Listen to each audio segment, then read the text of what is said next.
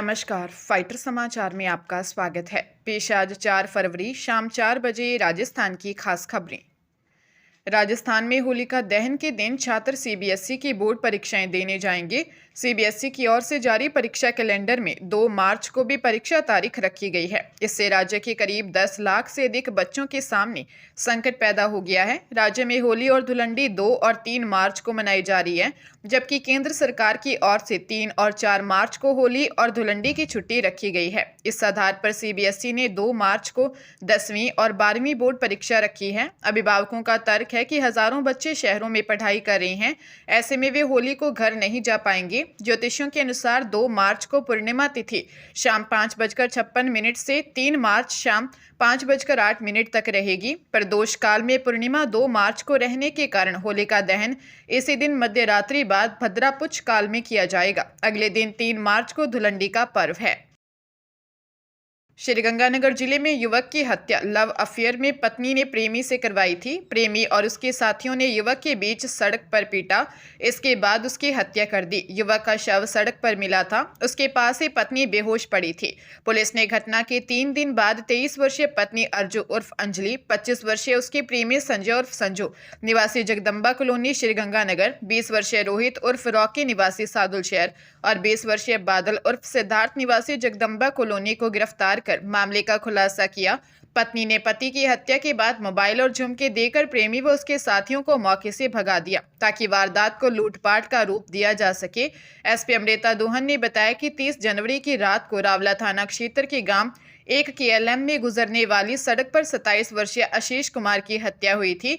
आशीष private school में teacher था।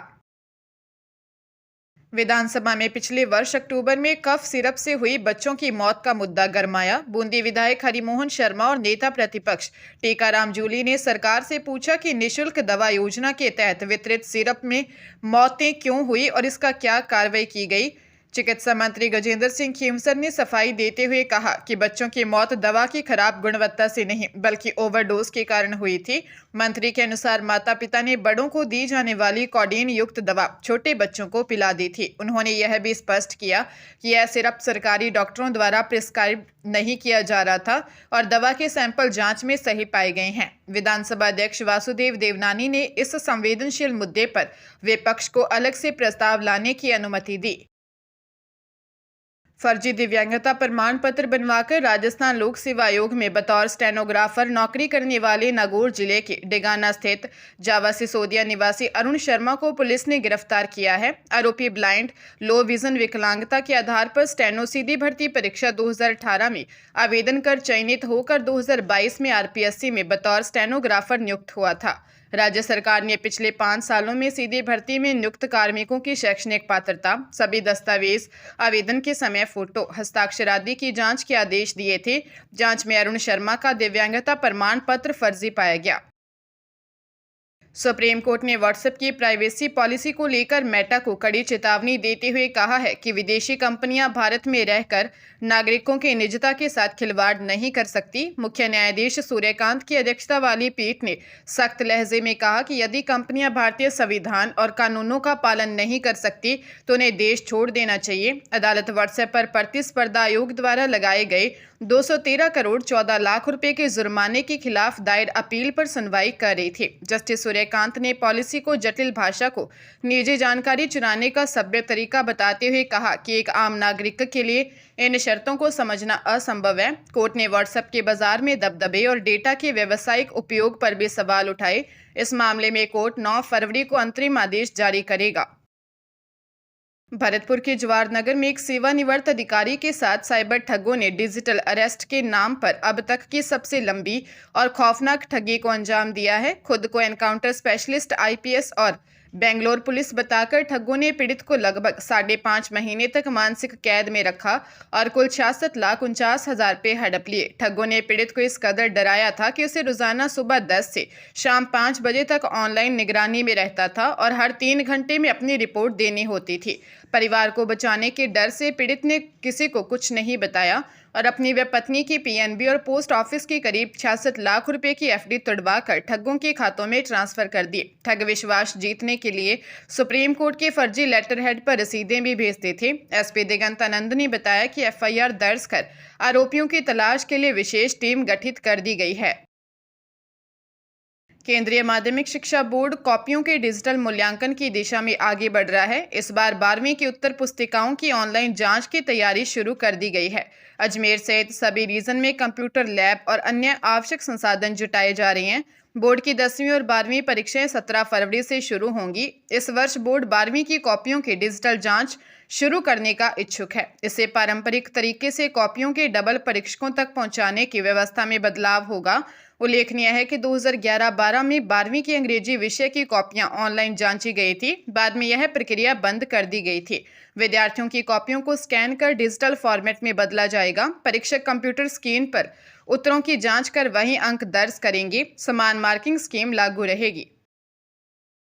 कोटा जिले की कनवास थाना पुलिस ने ऑपरेशन क्लीन स्वीप के तहत कनवास चौराहे पर नाकाबंदी के दौरान एक कार से 49 किलो 43 ग्राम कच्ची चांदी जब्त की है। पुलिस ने कार में सवार 2 आरोपियों नीलेश्वरी कॉलोनी मंदसौर निवासी 41 वर्षीय आशीष जैन और गरौट निवासी 40 वर्षीय पीरूलाल माली को गिरफ्तार किया, जिनसे पूछताछ की जा रही है। ग्रामीण एसपी सुजीत शंकर ने बताया कि डीएसपी नरेंद्र जैन के सुपरविजन और कनवास सीआई अनूप सिंह के नेतृत्व में टीम का गठन कर मोरुकला कनवास चौराहे पर नाकाबंदी प्रारंभ की। इस दौरान एक क्रेटा कार को रोककर पूछताछ की। संतोषप्रद जवाब नहीं मिलने पर कार की तलाशी ली, जिसमें 49.43 किलोग्राम कच्ची चांदी की सिल्लियां चुराई हुई या किसी अपराध किए जाने के संदेह के आधार पर नागरिक सुरक्षा संहिता 2023 के तहत जब्त की गई। अलवर जिले के बहरोड के पूर्व निर्दलीय विधायक बलजीत यादव को ईडी ने गिरफ्तार किया है। ईडी ने उन्हें Shahjahanpur toll plaza Delhi Jaipur highway पर एनएचएआई ऑफिस के पास से हिरासत में लिया और पूछताछ के बाद गिरफ्तार कर लिया।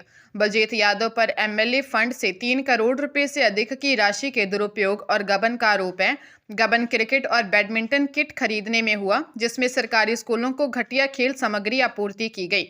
इससे पहले ये मामला एसीबी में दर्ज हुआ था, जिसके आधार पर पीएमएलए एक्ट के तहत ईडी ने जांच कर रही है। जनवरी 2025 में भी ईडी ने बलजीत यादव और उनके सहयोगियों के जयपुर में 8, दौसा और अलवर में एक ठिकानों पर छापेमारी की थी। उस समय छापेमारी में 31 लाख नगद, लाखों की ज्वेलरी, दस्तावेज, डिजिटल डिवाइस जब्त किए थे। पंजाब के बरनाला में विदेश जाने का सपना देखने वाले भोले भाले लोगों को निशाना बनाने वाले एक बड़े अंतर्राष्ट्रीय ठग गिरोह का बरनाला पुलिस ने पर्दाफाश किया है।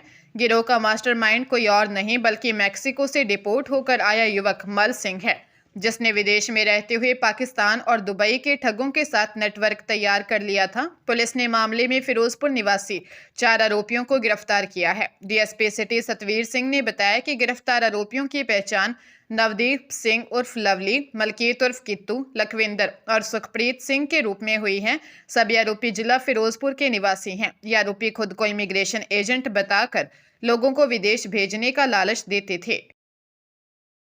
बाड़मेर जिले के गुड़ामलानी थाना क्षेत्र में बांटा गुड़ा मलानी सड़क मार्ग पर रामदेव मंदिर के पास गलत साइड से आ रही तेज रफ्तार कार ने 3 युवकों को टक्कर मार दी। हादसे में 2 लोगों की मौत हो गई, जबकि एक गंभीर घायल हो गया। हादसे के बाद चालक कार को मौके पर ही छोड़कर फरार हो गया। पुलिस फरार चालक की तलाश कर रही है। थानाधिकारी सुरेंद्र कुमार ने बताया कि कार की टक्कर से 32 वर्षीय भंवरलाल देवाराम निवासी पालियाली और 55 वर्षीय ईशराम निवासी रामपुरा गंभीर घायल हो गए। ग्रामीणों की मदद से तीनों को गुड़ामलानी पहुंचाया, जहां चिकित्सकों ने भंवरलाल को मृत घोषित कर दिया। गंभीर हालत को देखते हुए देवाराम व ईशराम को संचोर रेफर किया, जहां उपचार के दौरान ईशराम की भी मौत हो गई।